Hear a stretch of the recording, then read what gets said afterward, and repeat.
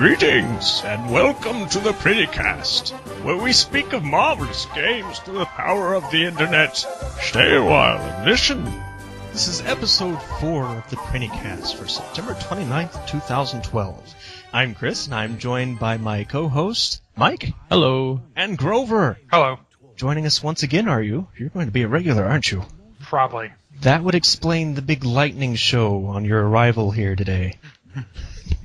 So, I guess we'll dig right in here with what you guys have been playing this week. What about you, Mike? I have been playing World of Warcraft pretty much non-stop. The times that I do have to stop, it's because I'm at work. And while I'm at work, if I don't have anything to do, and I hesitate to say this because my boss is listening to the show too, but I downloaded Bad Piggies, which is the new Angry Birds kind of spin-off game. Ah, yes. Yeah, it runs a little bit differently though, so I downloaded that, and I only played it for a little bit because, I was at work, so it's not bad. It's a pretty decent game. And of course, the main reason you've been playing WoW this week was Pandaria came out. Pandaria! Yes, it came out Monday at midnight, but yeah.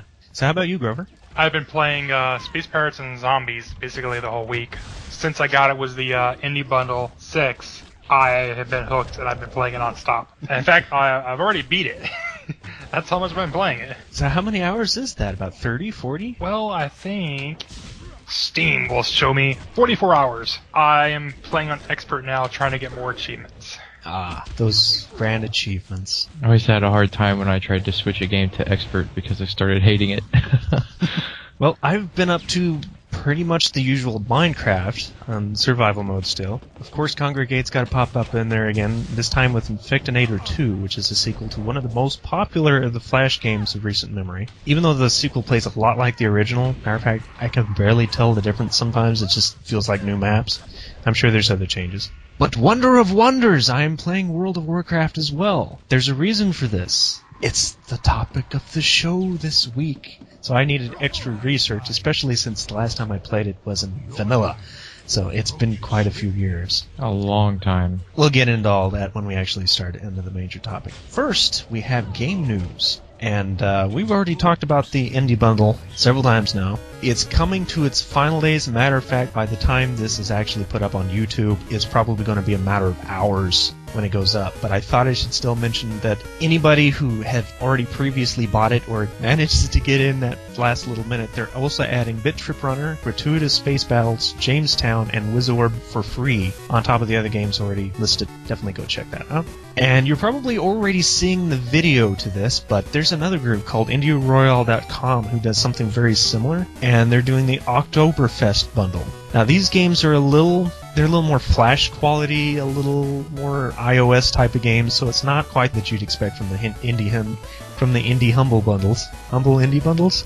I don't know. It's featuring The Network, Dangerous High School Girls in Trouble, Chime, Hector Badge of Carnage from Telltale Games, and The Adventures of Shuggy, and it'll have a couple of days left on it before they move on. So, the return of Echo the Dolphin, after so many years off of being on the video game scope. Recently, there was a Twitter by the series creator, Ed Annunziata, if I'm spelling that properly, enunciating that property.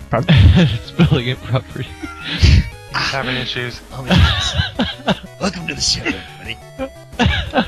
But, he said that he was in talks with Sega, and everything sounded extremely good. They've even got Spencer Nielsen, who did the original soundtracks, and he's already back on board to do the music again.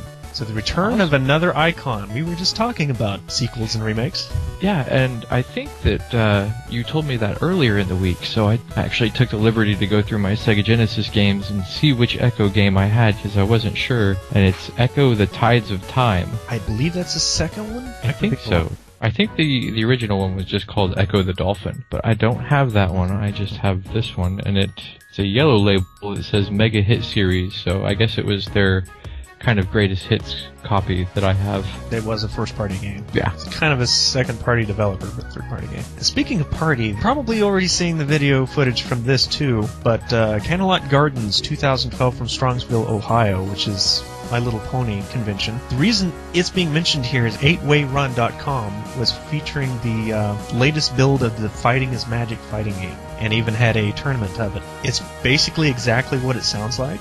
All the moves and the voice clips and stuff are homages to other fighting game moves, so you're going to see things like Buster Hoof, which is a reference to Terry Bogard's Buster Wolf move, and Bionic Farm, which is a reference to Marvel vs. Capcom's Nathan Spencer's Bionic Arm, and so on and so forth. So there's a lot of humor here. However, it's made on the Fighter Maker 2002 engine, which is not exactly known to be glitch-free. So whether you like My Little Pony or whether you like fighting games, either way, it looks to be a solid game, and I'm hoping I'm the best and that there's no lawsuit issues that show up later. And speaking of issues, the BioWare co-founders, this is actually news that came out last week, but amazingly enough, I did not hear anything about this. But Doctors Ray Musica and Greg Zetchuk have retired from the company. And it came as kind of a shock on one end, because there's consideration being put in, even by the people that worked with them, that all of the trouble and fan reactions to Star Wars The Old Republic and Mass Effect 3 may have exactly been what made them retire. Greg Zetchuk has already mentioned that he's going to go on to do a Beers Diaries web show where he goes around the country testing beers and talking to various beer manufacturers. You know, this is almost a show topic in itself of where does the fandom need to draw the line before they get a little ridiculous about complaints on video games. That's... Because you see it all the time, especially the game we're talking about today is also notorious for having a fandom that is just uproariously dedicated to it, but just as quickly turn on it. Yeah. The problem, the problem I think is there's a lot of armchair developers out there. They think that they know the solution and how to implement it, but they don't know the technicalities of the actual system that the real developers are working with. That's why nothing comes out glitch-free or bug-free. I don't know. I didn't play Mass Effect 3. I didn't play The Old Republic. I didn't play The Old Republic because I didn't want to play a new MMO, and I didn't play Mass Effect 3 because I was playing other things at the time. I really liked the second game, and I still want to get the third one, so I can't really speak for the ending that everyone said was so bad. I've actually had the ending spoiled for me, but I haven't even passed through all of Mass Effect 1. I kind of got late on the Mass Effect bandwagon, and I got stuck at a certain point. I didn't bother going to Game Packs, and it kind of got left in the dust a little while, which is really absurd because I bought Mass Effect 1 and 2 on the same day. So which means I put maybe 5-10 minutes on Mass Effect 2 simply to make sure everything was fine with it because I bought it used. And this was about a year ago. I think I remember when you bought those too. But moving on, there's also another major turn of events.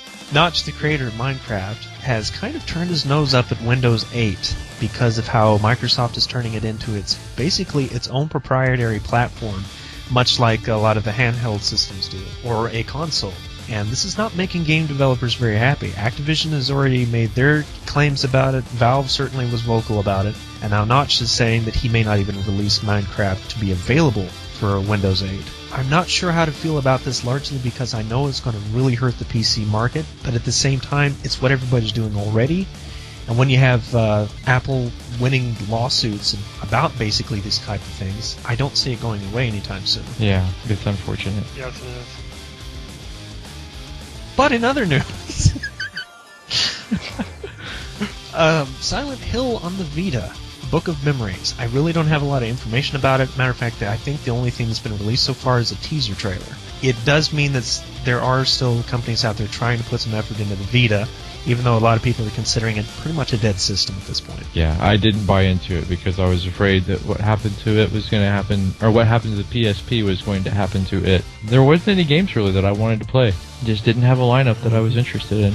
And in other Sony news, the final roster for PlayStation All-Stars Battle Royale was released. There's been a lot of fans grumping about why the Vivendi-owned Spyro and Crash Bandicoot and even Snake from Metal Gear Solid were not included in the game. However, I'm a little more concerned with the game mechanics, with its very strange setup of doing a certain amount of damage to collect these stars, to use these supers, basically, to kill your opponents. Otherwise, you can't harm anybody. There's no platforms to knock anybody off of. I don't know. It sounds like a mode and not what the game should be based around. No.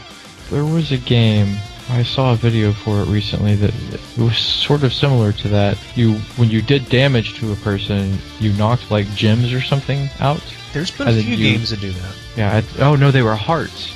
Oh. And then if you do if you lose enough hearts, then your soul gets separated or something, and You're shrink. talking about the infamous Konami Dream Mix TV. Yes, Mix that TV one. World Fighters, That's the one. starring Optimus Prime, Solid Snake, Simon Belmont, Tyson Granger from Beyblade, among many others. I remember Megatron was in it too. Yep. And Pocket Fighter, also known as Super Gym Fighters Mini, if I remember right, the arcade title. It actually had a system similar to that, where you built meter by knocking the gyms out of each other. But that game, you did actually have life gauges too. But still, I don't know. I'm concerned about it simply because I was really pulling behind this, because there's a lot of fighting game community guys involved in it. There was a lot of heart put into it, a lot of license money put into it, and I've got a bad feeling it's going to bomb. I'll probably give it a try. But things that didn't bomb. I don't know if you guys have heard about the Ouya. Never heard of it. Negative. I've heard little whispers about it, but I never put much time into actually looking it up. But it is a console based on the Android OS, but it was funded entirely through the Kickstarter programs, and it was the second most successful in history, getting over 900% of its goal, which is $8.5 million in donations. It got such a buzz in the gaming community that, according to Kotaku, with reportedly over 1,000 developers, big and small, asking about working with the system, including Square Enix and Namco Bandai, many of which have already been making announcements of games they're going to develop for it, and trying to get access to their dev kits. So this is kind of a amazing thing out of nowhere. That hasn't. Yeah, that's. Man, another console. Now, if I A new remember right, console's not really a bad thing. No. Man, four now? That's true. They need some competition. and this one's going to be a serious one, because as I understand it, it is decent enough specs. I think it at least keeps up with the Wii U, if nothing else. And they're pricing it at $100. So this is going to be Wow. a very competitive year coming up. Wow, I wonder how much the games are going to be for it. There hasn't been really a list for it yet. Still, So we should yeah. expect it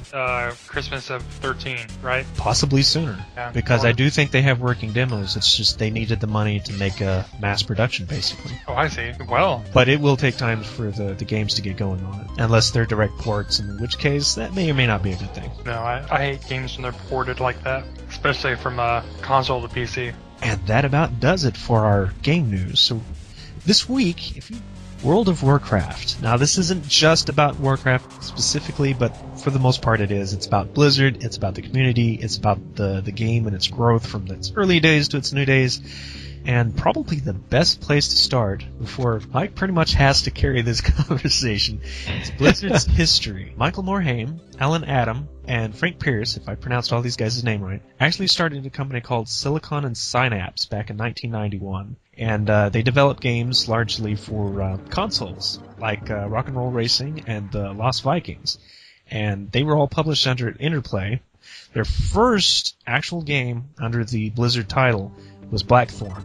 If anybody remembers Out of This World or Flashback, it was a lot like one of those games. It was kind of a slow-moving but action-y adventure title. I never played it. I never played either of them. Interestingly enough, they were actually teasing about a sequel, if I remember right, as one of their April Fool's jokes not so long ago. But it wasn't until they actually made the original Warcraft, Orcs and Humans, back in 1994 as a very early RTS. There wasn't a whole lot of real-time strategy games back then. Dune was out on the PCs. Matter of fact, I think it was even out on the Genesis by then. And Command & Conquer was making its first early debut. And there's a whole history there, but I'm not going to get into that simply so we have time for other things.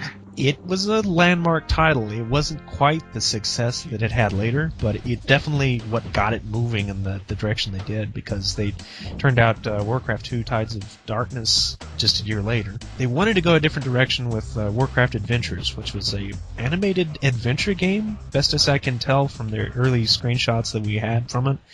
And it looked like it wasn't going to perform too well, so they got rid of it wisely enough. They said that it wasn't up to their standards of games that they wanted to be releasing, yep.